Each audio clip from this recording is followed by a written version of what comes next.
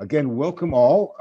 This is a really exciting webinar, and I hope you will get a lot out of it. We'll get a lot of having you there, so your engagement is very important, and your ideas are very important. So, if you have questions or comments, don't hesitate to put them in chat or email myself or email Maurice. Maurice doesn't need much introduction. He's a Pulitzer Prize winner when he worked at the Chicago Trib. Sun Times. Sorry, right. Trib. You're Oh, right. it is a Trib. Okay. I worked at both, but you worked in both.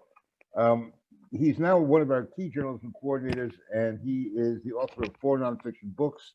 He works for the National Registry of Exonerations right now, which is a database that some of you know of more than 2,800 wrongful convictions, which is maintained by the University of California, Irvine, the Newkirk Center for Science and Society, and the University of Michigan Law School, and the Michigan State University College of Law. So I've asked Maurice to introduce and to host and moderate the next panel, which is session 2 on who's shooting and why. So Maurice, over to you.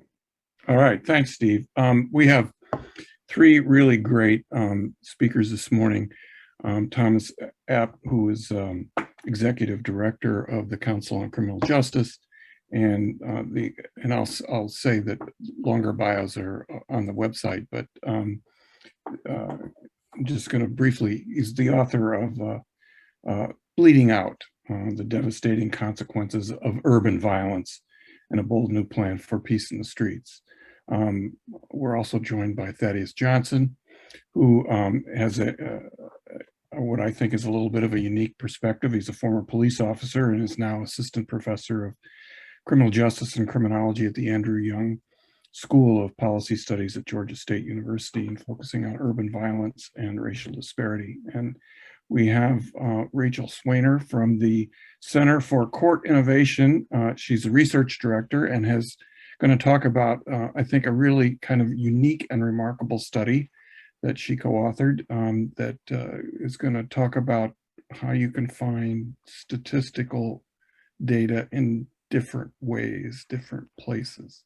I'm going to start with Tom.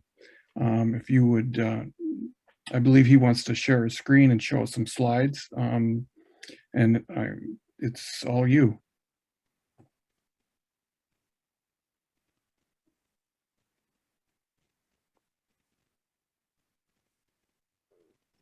Thank you. Can you see my slides? Yes. Excellent, excellent. Okay, well, just a quick correction. I'm actually a senior fellow at the Council on Criminal Justice. Adam Gelb is our founder and executive director, and I also chair the Violent Crime Working Group at the council. And I'm here today to discuss recent trends in violent crime.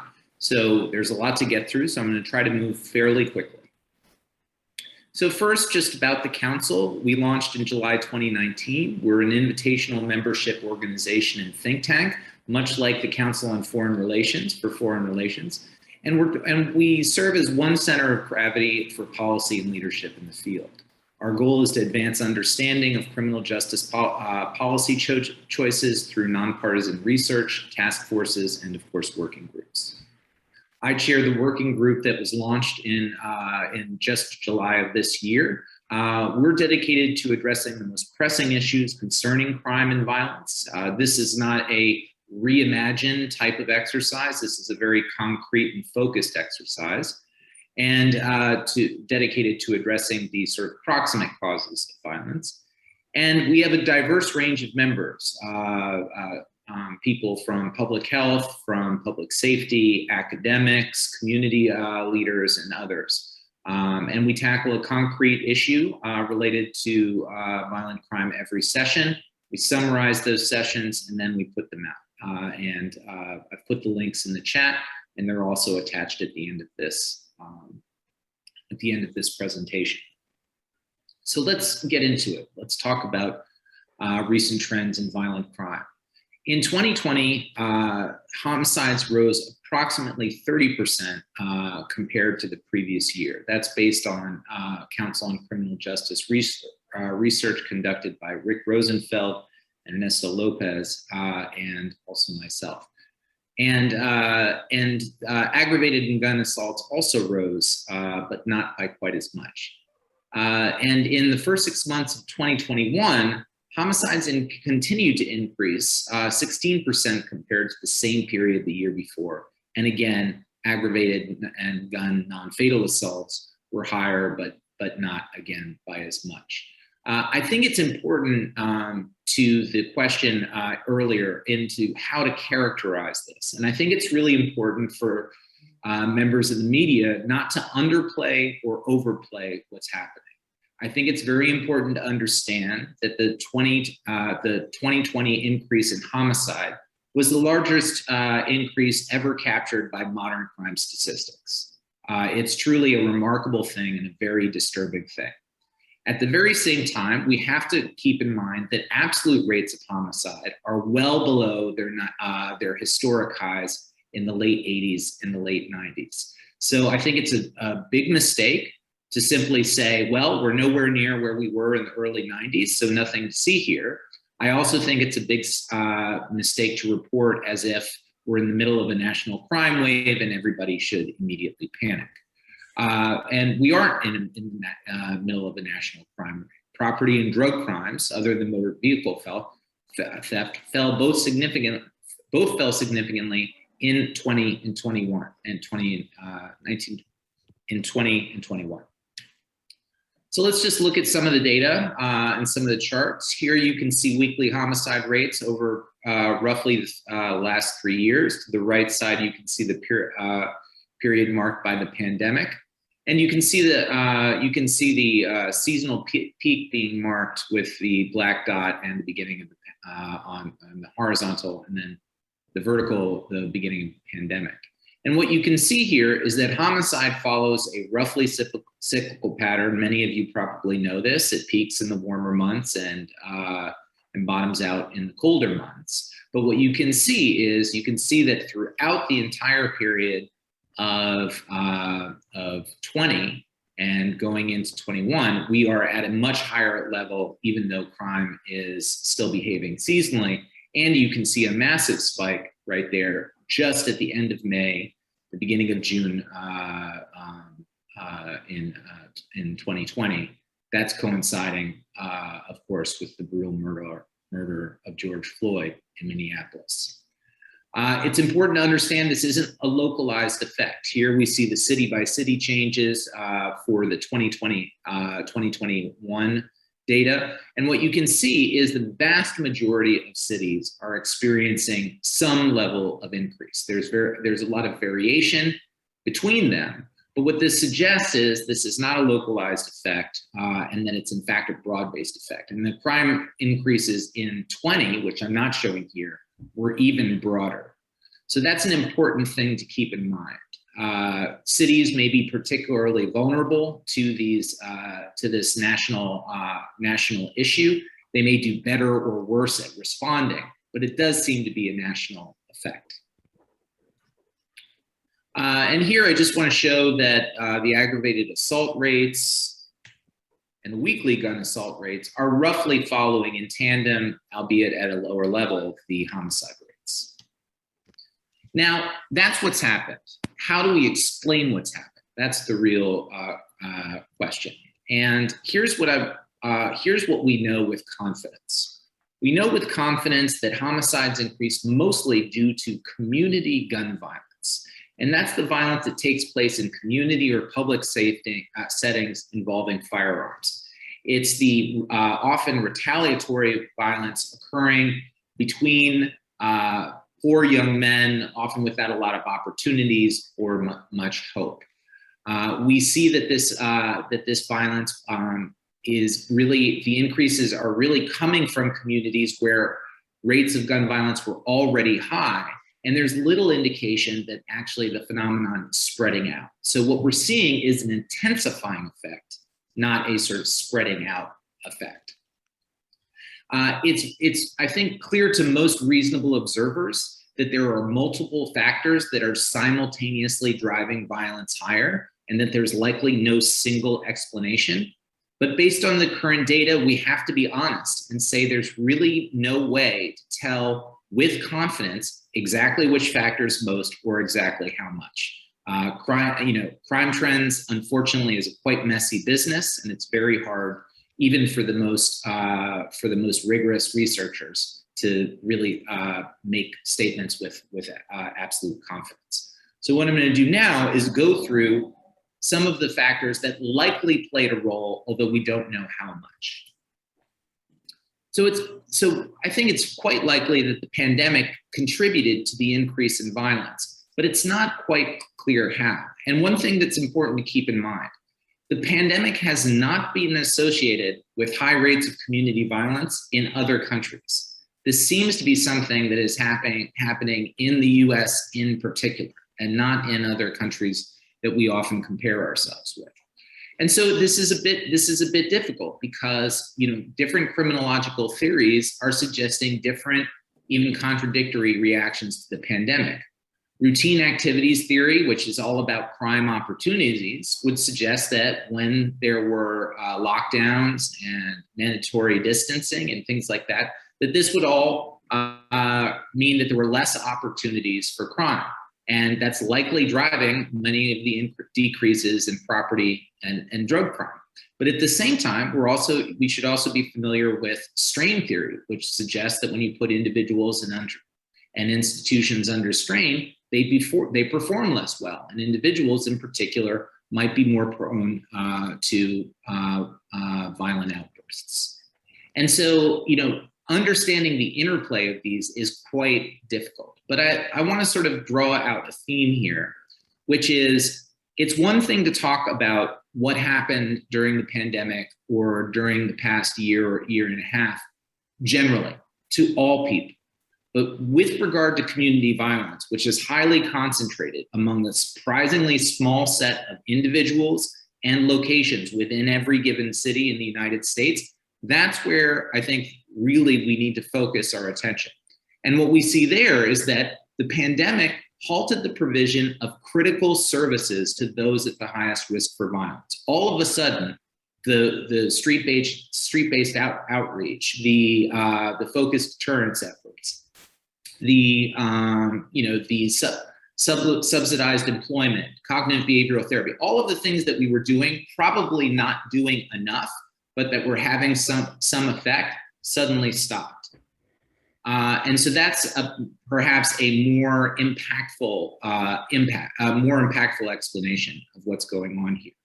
As I said before, there was a sharp increase in violence following the murder of George Floyd, but again, it's unclear exactly why. It's clear that event triggered more violence, but exactly why is hard to parse out.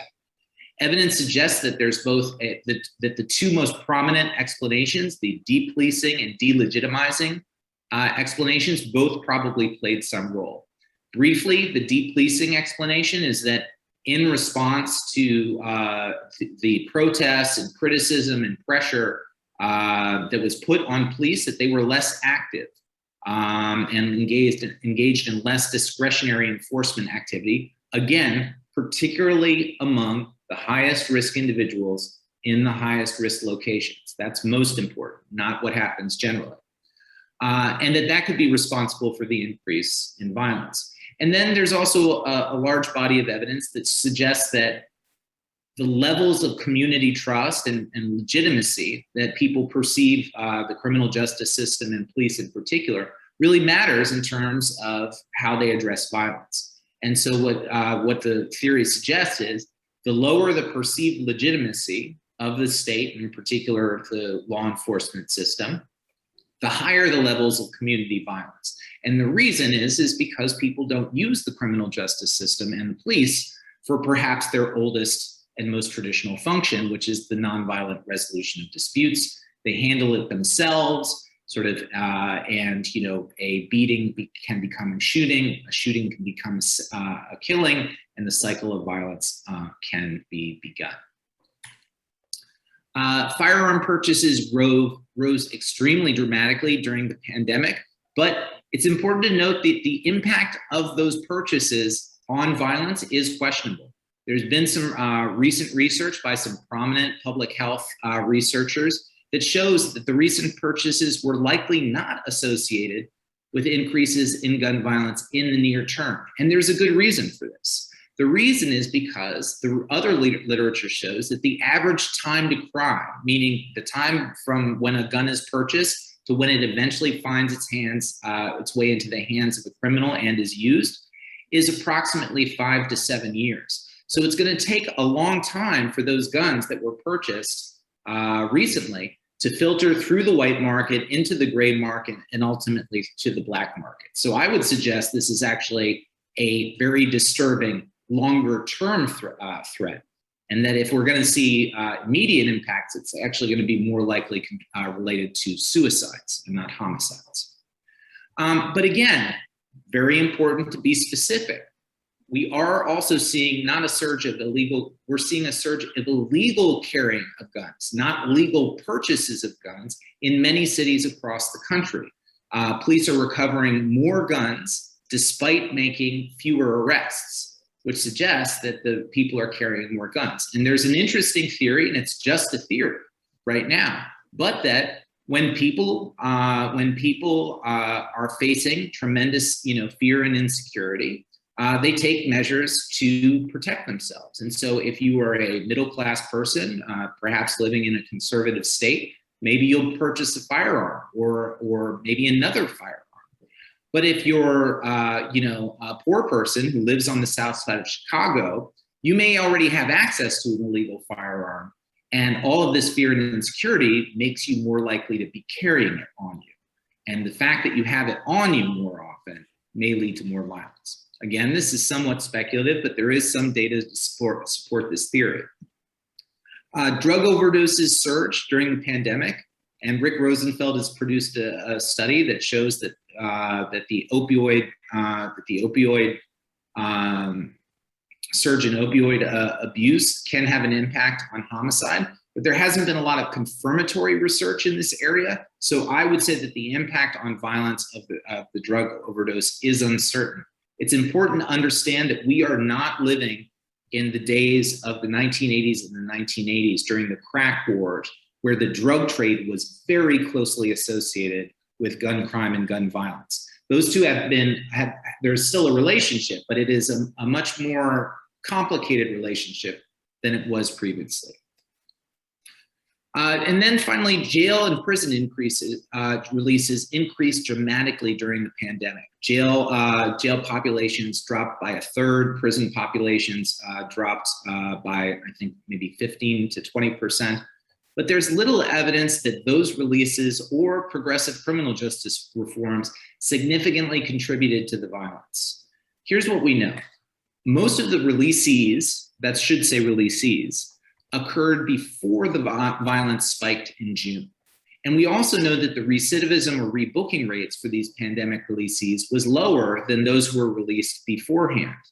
And finally, when you look at all of this criticism of some of these progressive criminal justice reforms, we have to be mindful that this is a national impact. And there are many cities out there that did not have bail reform, that did not defund the police, did not take any of these progressive, and still experienced this increase in violence. And so I think that this sort of broad notion that reform is causing this is currently unsupported. But again, I think there is room for further research and further exploration of what's happening with these highest risk individuals. Has bail reform in specific cities, has the reluctance of courts to incarcerate people because of public health, has it impacted this specific population more? That's an interesting question that I don't think we've answered yet. So what should be done? I think that broadly speaking, we understand that community gun violence is driving the problem. And so policymakers and practitioners need to focus their efforts on this particular form of violence. And again, especially with these high-risk people and these high-risk places. You don't have to be everywhere to be effective in reducing violent crime, but you have to be where it matters most. As I wrote in my book, Bleeding Out, community gun violence can be reduced using strategies that are focused, balanced, and fair. And I just want to make a point about sort of the overall posture of this conference and the title of the conference itself. You know, there's been a lot of talk about the public health approach in relation to this violence problem. And it's absolutely true that public health needs to make and can make a major contribution. But I think it's a mistake to think that we are going to effectively reduce violence entirely relying on public health. And this notion, and what we really need, is a partnership between public safety and public health. Neither field has all the answers. And I'm worried that we're overselling public health and not emphasizing that we actually need effective partnerships between public safety and public health. So that's something to keep in mind. And of course, we need more research. We need to understand better precisely what's happened over the past 18 months. With that, I'll leave it at that. Thank you for allowing me to present to this very important group, and thank you, John Jay, for having me. And here are some links if you want to follow up.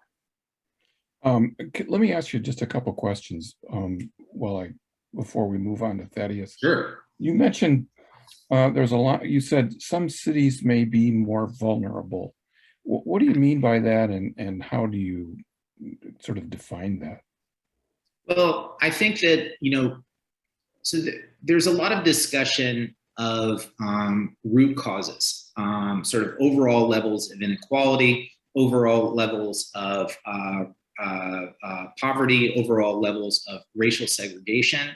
And I think all of these things sort of set the table for how much violence a particular city is going to have. But then what a city does is enormously important in terms of responding to it. So you can't simply look at a city, look at its sort of root causes, its deep structural factors, and predict its homicide rate with great confidence. What a city does in response to these structural factors really matters a lot. And just picking up on what you said at the end there, where you talked about the partnership between public health and public safety, a greater partnership. How do you sort of envision? What do you envision there? Well, there's the sort of there's the poetry of it, and there's the prose of it. The poetry of it is, effective messaging, talking about bringing the two together. And the prose of it is, when I was, director of public safety for New York State, we, for the first time, set up a weekly meeting between myself and the other deputy secretary for health, the deputy secretary for human services. Opened lines of communication, started talking about things that we could partner on. I also think that in this area, it's very important to be data driven, and we should be using not just police data, but also hospital data as well to drive decision making. And so there's lots of different things here. But the one thing I would say that concerns me is that the public health approach, in theory, has no preference between sort of narrowly tailored, targeted solutions and broad-based approach. But in practice, it often has a very general, population-wide primary prevention approach. And that is not what the evidence says is going to be most effective in the short and middle term.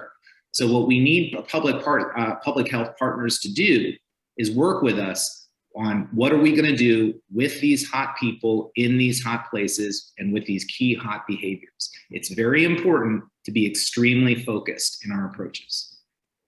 Thanks very much. I'd like to shift over to Thaddeus and sort of let you riff on what your research has shown and what you're learning as you go along, and sort of shed light for us.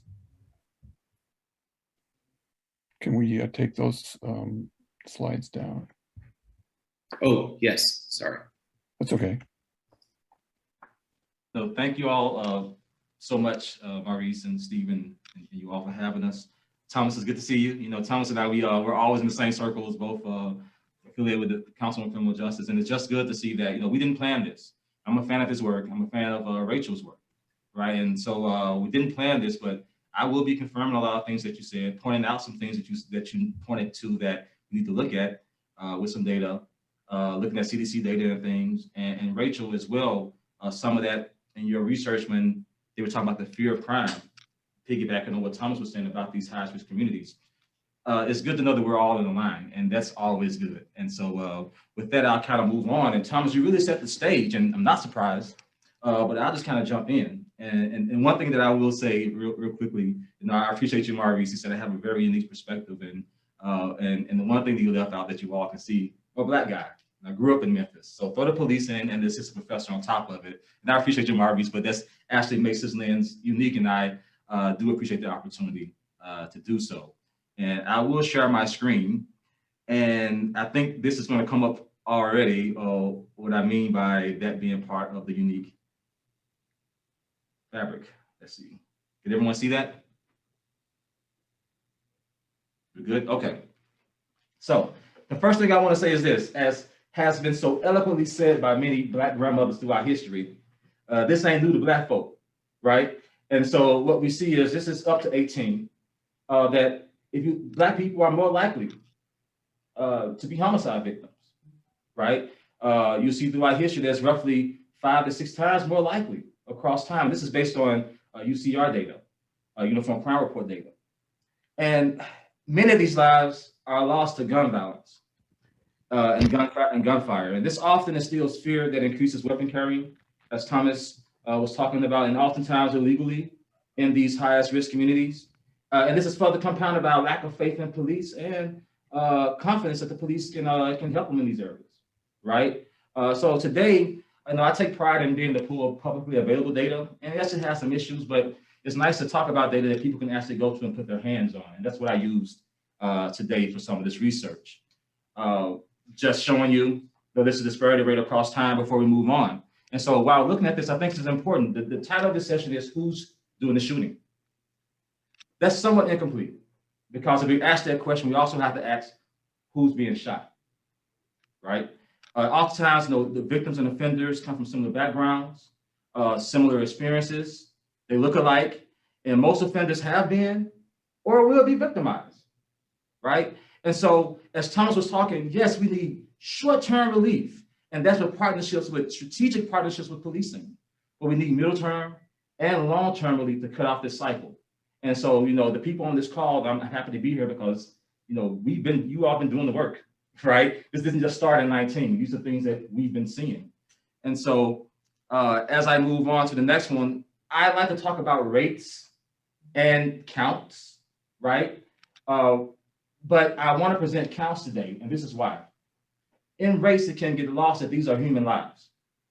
Oftentimes you have counts, that, wow, if I see the number close to 60,000 people were shot in 2020, or close to it. And this doesn't include gun-related suicides, right? And so you see that number and make policy, I think, is more meaningful. I showed the rate because you see that the population changes hadn't been so drastic that in the last 5 years that it would offset the rates where they'll travel differently. And so with that being said, we'd be confident looking at the rates. But I want to point your attention to something. And Thomas brought this up, and I'm speculating because this is new, this is complex, but these are avenues for research, things to think about.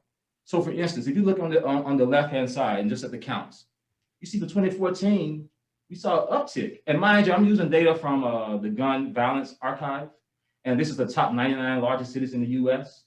And it breaks down these things to look at gun victimization and see, can we have a more, there's violence, then there's gun violence, and there's different types of gun violence. All gun violence is not created equally. And so if we want to take a strategic approach, hopefully looking at these data can elucidate some areas that we can target interventions in these areas on top of all the other resources we need. I hope this makes sense. So if you look at 2019, the problem has been this in the past. We've only focused on the bottom line, fatal shootings. But look at the top 2 lines, that's all shootings which are driven by non-fatal shootings. Those people are injured, their lives are changed, it's traumatized. It's traumatizing. And so we can see that even in 2018, that energy was already there. It seems like the events of 2019 on added their fuel. It helped ignite it, and this whole complex things is racialized, highly politicized environment, housing rates going up, the pandemic, all of these things are going on, but we can't ignore that there's secular things that impact what goes on in these communities. And so I think this is a prime example, not trying to attribute causality, but things to think about. And so this is one reason when I kind of look at violence, particularly talking about violence that impacts Black people, I include all violence, right? And I think about how do we intervene, whether it's gun-related suicides, whether it's police-involved shootings, and whether officers who've been shot and attacked. That is all violent acts that are all somehow interconnected in these locations. And so I kind of take a systems approach to research, and that's how I'm going to kind of talk about things today. Now, let's take a comprehensive look at the gun violence profile, if I could use that term, of these 99 cities in the US. And I will look at 2021 soon, but I wanted to show these numbers for 19 and 20. And you see that except for these 4 places highlighted, we saw sharp increases everywhere. But this is one thing that we don't necessarily talk about, the actual children and teenagers, the lives that are lost. Look at the percentage change on the right-hand side of that. Then we start looking at what do you have? Armed robberies at the very bottom. People killed in armed robbery. Now, one thing too is that we have to talk about the fear of crime. And oftentimes, as Thomas has alluded to, and Rachel in her work, the fear of crime can somehow oftentimes exceed, even though it's warranted, can exceed the actual crime rates, right? But the thing about robbery is this. Unlike most other violent crimes, robbery is the one crime where relative to others, it occurs between strangers. And oftentimes it's interracial, meaning that you have a person of color who's the offender and a white victim using their places of leisure, right? And that adds that extra embedded fear. But as I'll show you that, and Thomas has alluded to, random shootings and random crimes are not driving what we're seeing right now. All right, these are important, but it's not driving it. And so I know these are a lot of numbers to kind of look at, but you see why I even included officers injured. They're part of our communities. When officers use violence against each other, people, whether it's justified or not, this is still violence in these areas, right? And so we take a more comprehensive approach at, man, what's really going on in these places? Because I personally think, and I'll talk about it later, that they're all interconnected somehow. How much, I don't know, but it has to be something there. Now, one thing that I thought about too was this. Are shootings getting more deadlier, right? So, because we tend to ignore the actual, the non-fatal gunshots. And so, are they getting more deadlier? And so, if you look at from 19 to 20, the rate of shootings that result in death has gone down. But as we started getting back to 2021, we see that increase there. Now, mind you, this doesn't account, this goes through June of 2021. I have more updated data that I'll share with you, but this doesn't account for the seasonality as well that Thomas was talking about and some of the other things that I'll show you. So I was really trying to find a way, because of the lack of data right now in 2021, the time element with full years versus not a full year, trying to standardize what's going on. But again, this doesn't account for the high season when it comes to gun violence. Let's see. All right, so getting to random gun violence victimization. Now, I probably should have taken out the mass shooting that happened in Las Vegas to give a clearer picture, but a lost life is a life lost, right? And so I wanted to make sure that we include that, but also think about this. If we look at the number of random shootings, and yeah, the fatal shootings, but let's just focus on the overall shootings. We see that levels in 2019 had dipped a bit compared to 2016, 15, and 18. And in fact, 2020, yeah, you had slightly more random gun violence victims, but it's still lower than 2018 levels, 2016 and 2015. They're around the same. So is this spree or epidemic or pandemic, for lack of better terms, of randomized killing events? This research would suggest that no, that's not the case. That this research is occurring through people who have some type of acquaintance, some type of beef that stems oftentimes from these communities, right? And this is what's driving a lot of these things. So it's not people being randomly killed on the street, which you oftentimes hear in arguments, which are really guided by the fear of crime. So the proportion of random gun violence events. So again, the 2017 is the Vegas incident. But if you see here as well, the proportion is an uptrend from 2020. But if I break this down into actual percentages, what this says is that 95.5%, more than 95.5% of the shootings that we see are not random. And I think that's a powerful statement from what you hear. And when you hear policy, we're down here in Georgia, down south, right? We're hearing about the randomization. There's a couple crimes in Buckhead and a more affluent place. They're talking about seceding from the city because they're afraid of crime, because crime is random. Perhaps it's not the case. And the research across the board shows this, as well as the data that we look at right now today.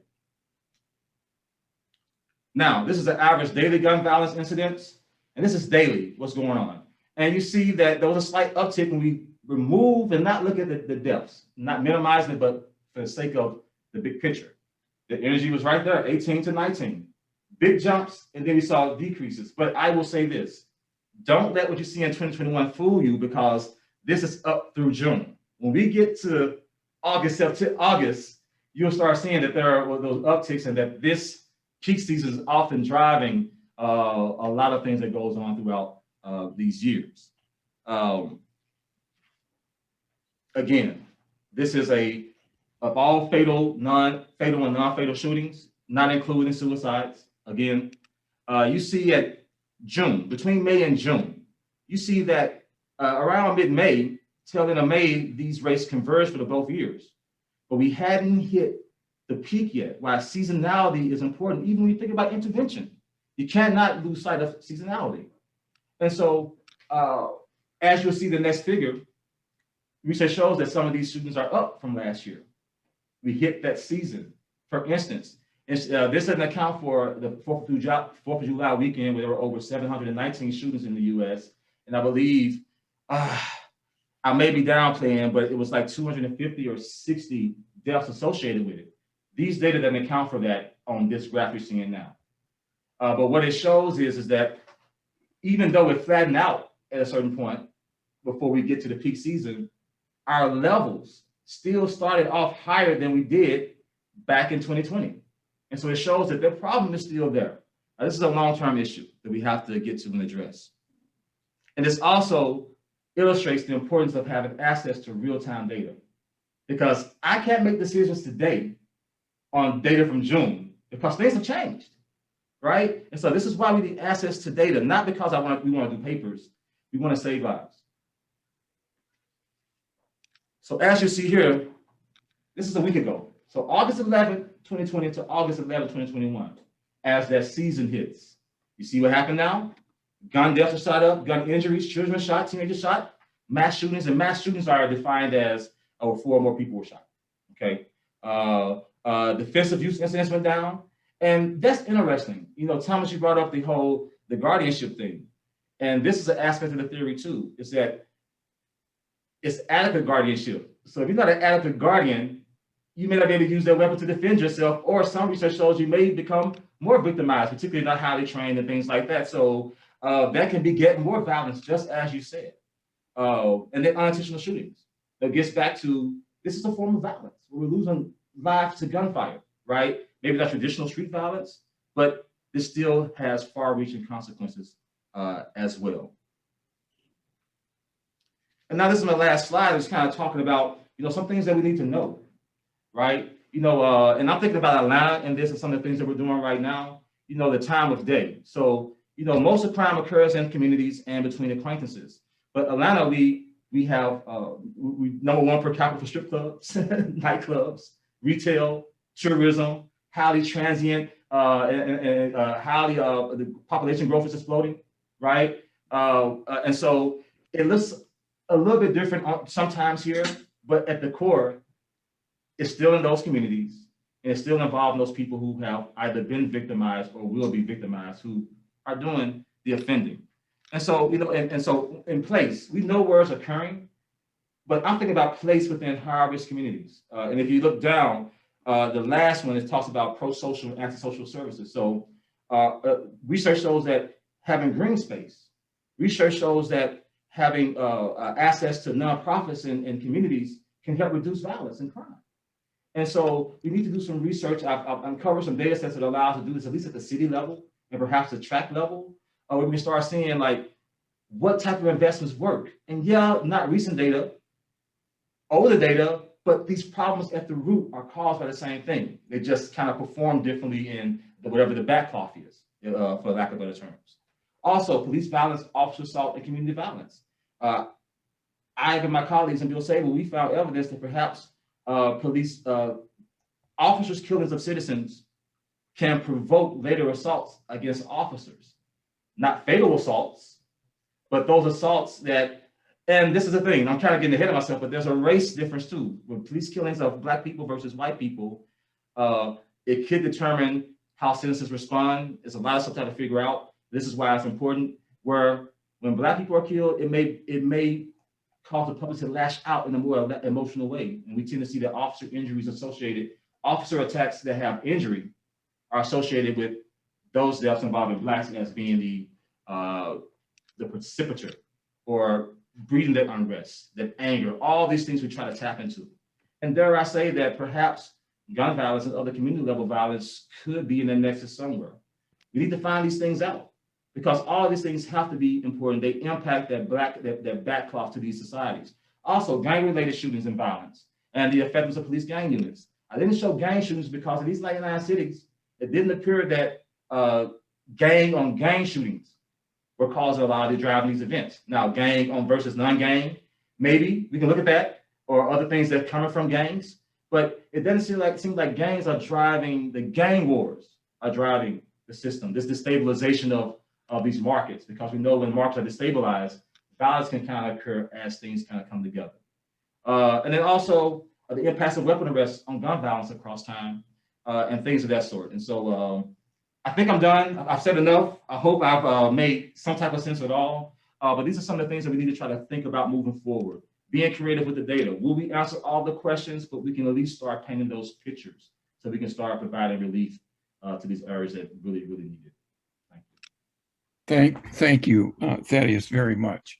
I'm going to move right into Rachel. As I mentioned earlier in my email to you, we're trying to put a quart in a pint container.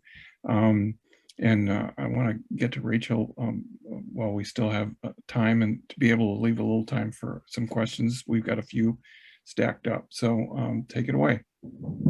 Thank you. Thanks, Stephen and Maurice, for having me. It's kind of an honor to be here on this panel with Thomas and Thaddeus. I am going to share my screen. You guys see that? Thumbs up to the, thank you. So I want to talk to you a little bit about a study that we did, and I want to be clear that the data was collected before the pandemic started. So the data were collected in 2018 and 2019, and then we kind of analyzed the data and wrote the report in 2020. So it came out last summer.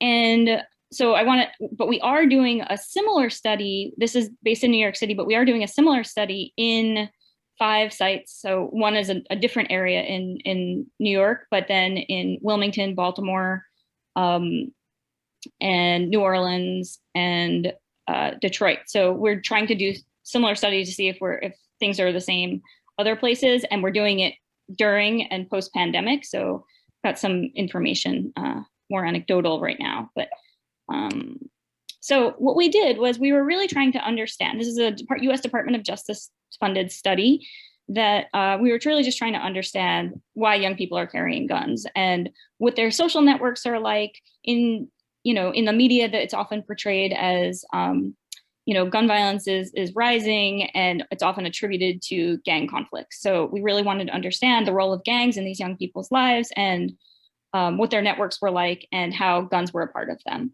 So I'm not going to necessarily talk about the gangs part here just because of limited time, but that was why are young people carrying guns? So we looked at we did the study in 3 locations in New York City that have higher rates of gun violence compared to the city as a whole. And one was in Brooklyn, one was in Manhattan, and one was in the Bronx.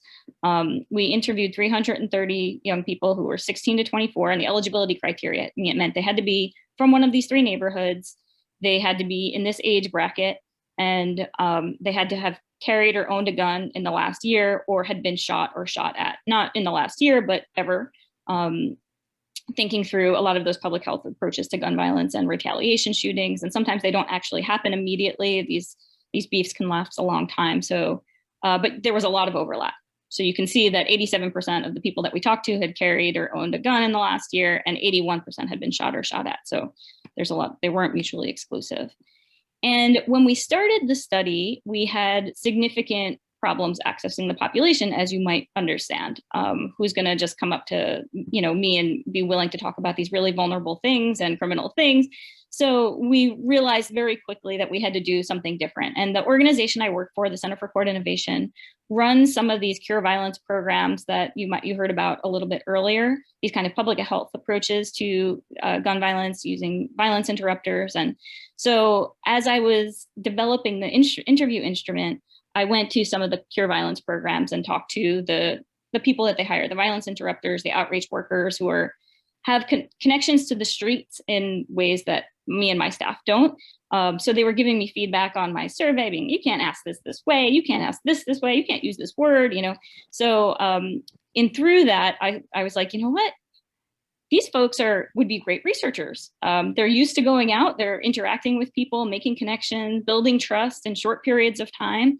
So we ended up hiring one person in particular who was a former violence interrupter, and then got connections through his network to other researchers that we trained as to be researchers to go out and collect the data. And they were involved, so it was a participatory research study. So they were involved in all aspects. So from collecting the data to analyzing the data to presenting the data. So that really helped us gain access to this population. So we employed these participatory methods and ethnographic approaches that I know sometimes with journalism, it's hard when you're writing a story, you don't often have the benefit of the time that we have when we're doing a 3-year-long project. So we really started with doing ethnography. So we hired people who looked like the population and had the lived experience of the population that we were studying. And they went out into these communities and they were consistently present in the places that were important to the youth. They engaged with the gang leaders to kind of ask permission to come into that community and have access to those networks. And across the different communities that we studied, so in East Harlem and in the Bronx, we did a fair amount of interviews outside in the spaces, like the walkways and the park benches within the public housing developments. Whereas in Brownsville, there's a lot of, it feels very unsafe for a lot of people to be seen outside. So we went into the trap houses. And so trap houses are places where usually like an apartment or something, at least in the city, in New York City, it's an apartment where these young people go kind of to let their guard down a little bit. There's drugs are dealt, they're listening to music. So because of the people that we had hired, we had access to these spaces.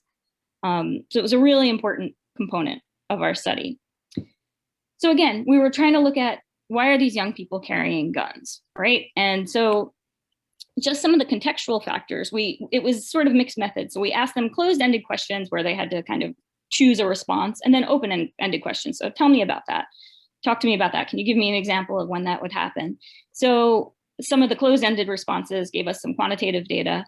So you'll see some both mix of quantitative and qualitative data here. But discrimination and so violence itself was just a near universal experience. You can see that people had a lot, most of them had people in their family or close friends who had been shot. They had been shot or shot at. They had seen shootings of their friends or they had been attacked with other weapons, most often like a knife or a bat. And,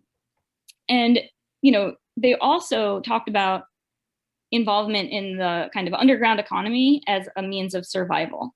So they talked about it because they wanted jobs, but they couldn't access these jobs because of discrimination, because of their, probably the intersectionality of their race and age and appearance and their criminal records. So most of the people that we talked to, like about 90%, had been involved in the criminal justice system.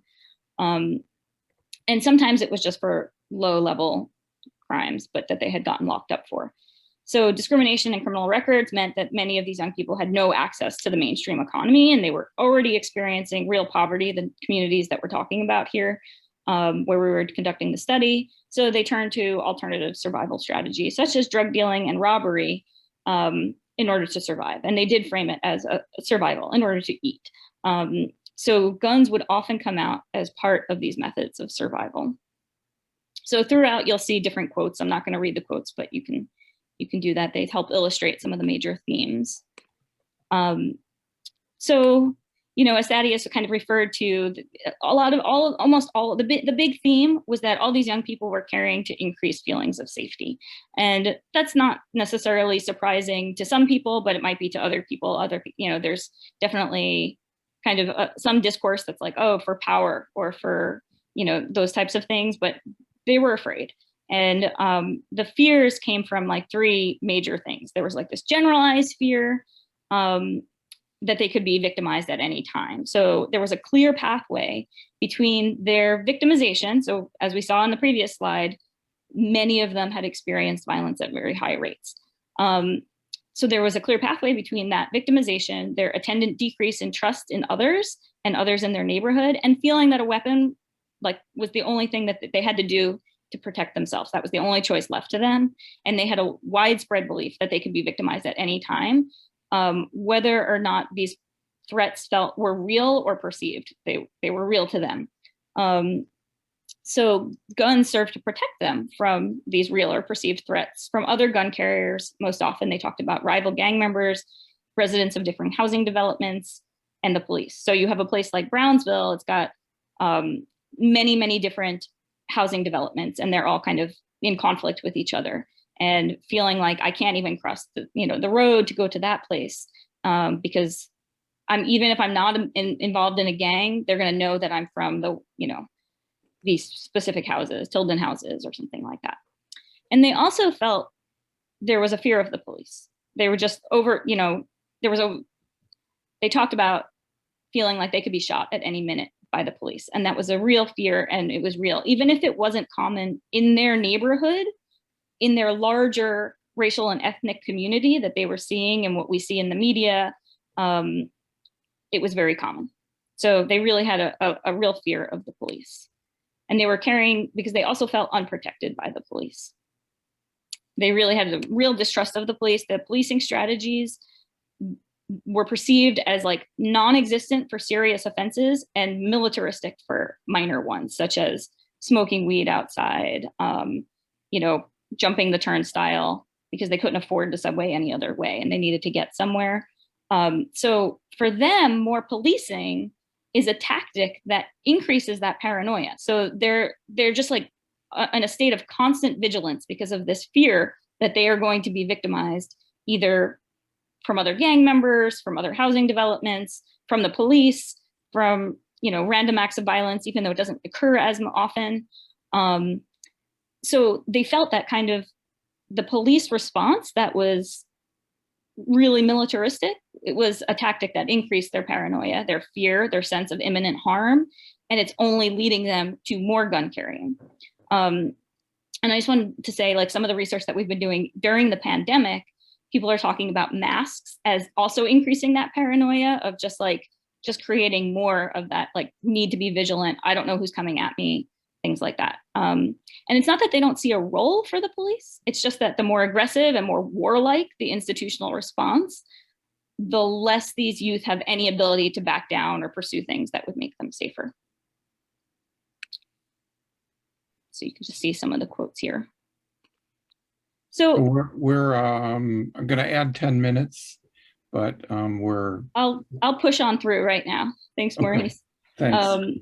So some of the key takeaways, they feel they're kind of caught in these double binds, right? They're unprotected by the police, and then they're punished for protecting themselves. So you can see this one young person here talking about, like, I know I shouldn't do this, but the only way I can ensure my safety or make myself feel safe. And so these young, and most of the people in our study, like 90-something%, were Black or Latinx or Black and Latinx. And so these street involved youth of color are caught in these double binds, potential targets of other youth and of agents in the state there to protect them. And efforts that they take to ensure their own safety increases their vulnerability from both these sources. The other thing is this kind of, and this is, like I said, these data were collected before the pandemic, but it kind of helps to understand some of the things that Thaddeus and Thomas were talking about around the increase in violence. And like, I think Thaddeus kind of referenced a Pat Sharkey study that talks about when there's these community, or the more community organizations that are in a community, the lower the rates of violence are. So you have all of these institutions that were there shutting down. Many of them were not out there during the pandemic. They were closed. They were, so this kind of, when institutions fail to provide and people are less and less able to access necessary supports, when there aren't other mechanisms to survive, they're going to turn to the street economy and guns to ensure their safety. So again, this is a theme that came out pre-pandemic, but you can see why this might contribute to an increase in gun violence post-pandemic. Okay, so there's some information. I can drop the link to the full study, because the full study is pretty rich. Like, we spent about an hour with each of these young people, talking to them, and the reason that they would allow themselves to be vulnerable and give honest responses was because of the population that we had hired and trained to do the research. And they felt comfortable, could say like, look at my scars from being shot, or look at this, and here's what I've experienced too, or cool, or they can use the, send cultural cues in terms of like language of that certain gangs might use so that they knew that that person was like them. So there's a lot of information in the study around gangs. Remember, that was sort of one of our research questions, is like, how are gangs involved in, in gun violence? And people are talking about why they're joining gangs and the role that guns might play in these gangs. And I think it's really important, as we're developing policies and programs to respond to gangs, to understand the deep connections that these young people have, and the real positive roles that emotional support, physical support, material support that these gangs play in their lives. And then talks about different criminal justice involvement, how they access guns, their perceptions of their neighborhood, and we have different policy recommendations. So I'm going to stop there, because I know that we want to have some time for questions. Yeah, thanks. And I realize the challenges that come with getting that journalists face the same challenges of getting people to trust them enough to talk to them, but these are voices that you don't typically hear. And so that's, I think, incredibly valuable. Steve, you said we have some questions. Yeah, we have a couple of questions stacked up. I'm wondering if I can pass it over to Emily, who can read them all out, and maybe they're not directed towards any of the panelists in particular, but once she reads them, maybe we can do a whip around with some of them who can respond to those questions they think y'all can fight for want to respond to. So Emily, over to you. You want to read out some of the questions and the questioners? Yes, we can go ahead and get started. We have a question. I'm going to read this one out first, from Jay Gilmer. And they asked, does trying to find root causes obscure the ability to understand the immediate cause of a shooting? We know that housing, education, jobs, etc. are secondary causes, but aren't immediate causes, much more personal and local, like disputes, relationship issues. Am I looking at other causes, secondary causes, might that be more helpful? And whoever wants to go ahead and take a stab at that first is more than welcome to. I can take a crack at it. First of all, I just want to say what a pleasure to get the presentations of Rachel and Thaddeus. Those were both really excellent. So I just learned a lot from those two. Of course, it's both and. Of course, you have to pay attention to the structural factors, the root causes, and the proximate causes. I think it also sort of depends on what the outcomes you're interested in driving are. If you're looking at short-term and middle-term outcomes, you need to focus on the proximate factors. If you're looking on long-term outcomes, future generations, then you need to look at the long-term factors. I think that the problem is that there is a sort of vein, I consider myself a political progressive, but there is a sort of vein of progressive argument that sort of suggests that this is simply a matter of root causes and various root inequities. And if we just cure those, these things will take care of themselves. I think that's probably not the case. And so we do need to focus on both. And I'll just kind of jump in and piggyback, and you're absolutely right. You know, those proximate causes, yeah, you need the public health, you need these services and all of these, but you also, what Thomas was talking about, partnerships with police. And we can take a more strategic approach using technology and those things to focus on repeat offenders, right? You know, a lot of the offenders, it's a small group of people oftentimes that are responsible for a lot of the offending.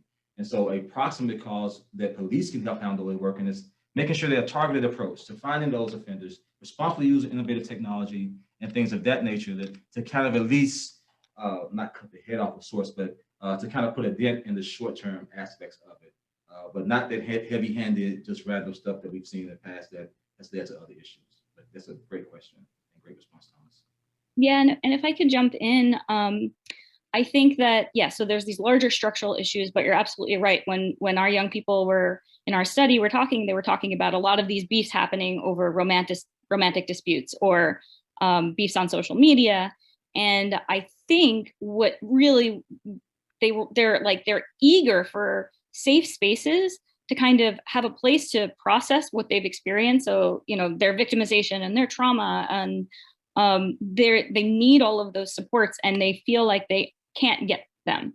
So they don't feel comfortable, they don't feel safe going to some of these places. And one of the things that I learned from our research was just like, oh, wow, if you hire, and, you know, I know some of these cure violence programs are hiring these credible messengers, but a lot of people don't even feel comfortable, at least in New York City, because of the ways that a lot of the housing developments are concentrated and close to each other, you know, going down 3 blocks away. So it's like you have to bring these to those spaces so that they have the tools to be able to navigate these kind of more immediate causes, things that rise up, that they have the tool, you know. And it's interesting because some of them talked about how they would smoke marijuana in order to kind of relieve their anger, and that would make them not pick up a gun.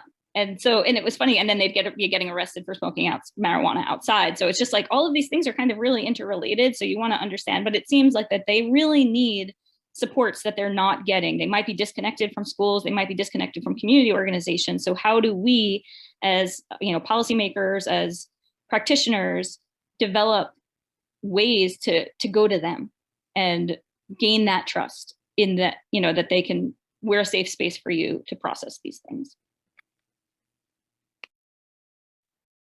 All right, thank you guys all so much for taking a stab at that question. We only have time for about one more question. I'm going to try to group together 2 of the questions that we have left from Jenny and Leah. Jenny's question in particular is directed towards Thomas, so I'm going to direct both of these questions towards you. So Jenny's question in particular is focusing on like how government has an approach that focuses on like hot people or hot places. And she just wants to know in specific, like what specific steps other cities have taken to streamline this, and then incorporating Leah's question as well, also talking about how law enforcement agencies are figuring out which people to target. So along the same lines of how cities or law enforcement are figuring out who they're targeting.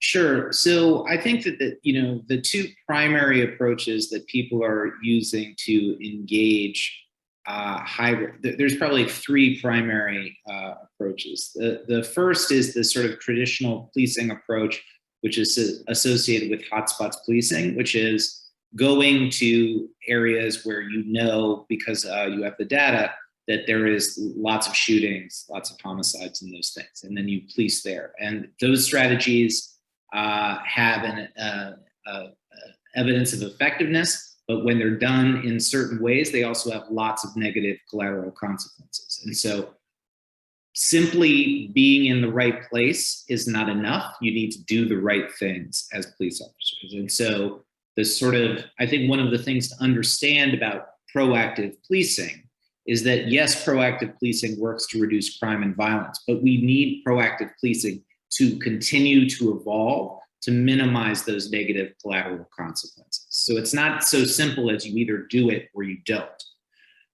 So that's the first strategy. The second strategy usually involves some form of focused deterrence, which is a strategy that was famously sort of popularized in Boston, associated with the Boston Miracle in the 90s with the massive reduction in youth violence. A recent example of it is in Oakland, where it was used to cut gun violence in half over, I believe, 6 years.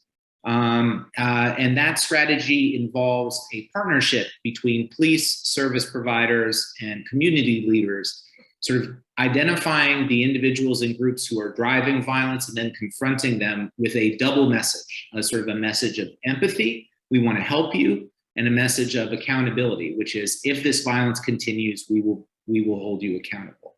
And so it's a sort of carrot and stick approach. And then the final approach is street outreach, where you have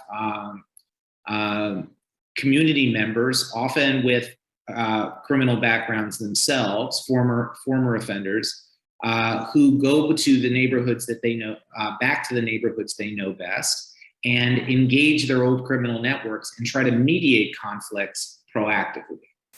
And so those are the sort of three primary strategies. Those are not the only strategies, and there's actually other effective strategies that that should be sort of part of the overall portfolio. And so that's, I think I've probably said enough there. Those are the main three. All right, and I think we have time for just one more question. I'm gonna direct this to Thaddeus directly. And this question is from Sarah Bowden, and she's specifically asking about Pittsburgh, or that's where she's from.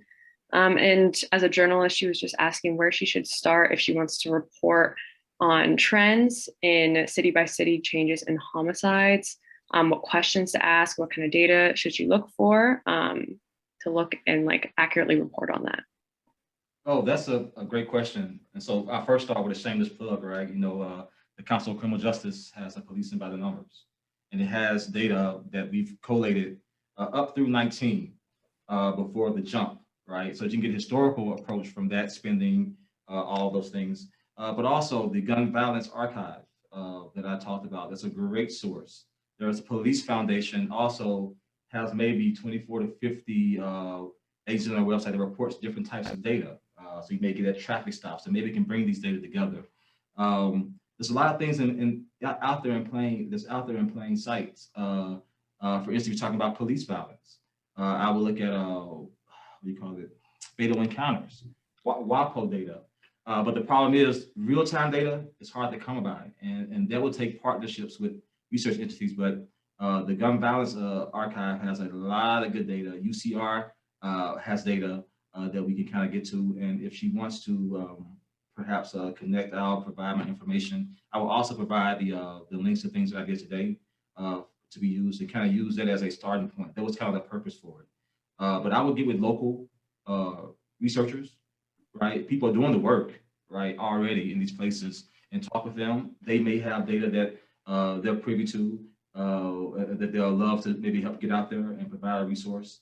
But there are a lot of other public data bases as well, and I'll be happy to provide all this for that. But it's a lot of scouring in the dark corners of the internet, and some things are in plain sight, but it's not a lot of data out there. You start talking about city level data, it becomes very problematic if you don't have a relationship with your police department to get real-time access. Or a place like Atlanta, our police department provides weekly updates as far as crime and the things that's going on. So yeah, but if she wants to, I can definitely be a resource. The first thing I would say is reach out to your researchers locally, and people like me, Thomas, and I'm volunteering Thomas and Rachel who are doing the work. We can, we don't mind helping get the word out. Listen, thank you all very, very much. This has been quite a great panel, very informative. I know I learned a lot, and appreciate you sticking around for a few minutes afterward. Some virtual applause coming your way. And I think we're due to take a break. Yeah, we are. Let me also add my thanks to all the speakers. We have some questions that are still pending. And one of them from Andy Grimm, we can hold, I think, for our panel on the interrupters later this afternoon. This relates to that as well. But if there are other questions that are unanswered, we'll pose them to the speakers, and they'll answer back separately, and we'll post them to all of you guys. Ditto for the reports that all three shared on screen. We'll post those on our conference website as well, so you'll have them available. But again, let me join Maurice in thanking all of you for your time. It was a super panel. We learned a lot. We'll take about a 10-minute break before we move on to our next session. So thank you.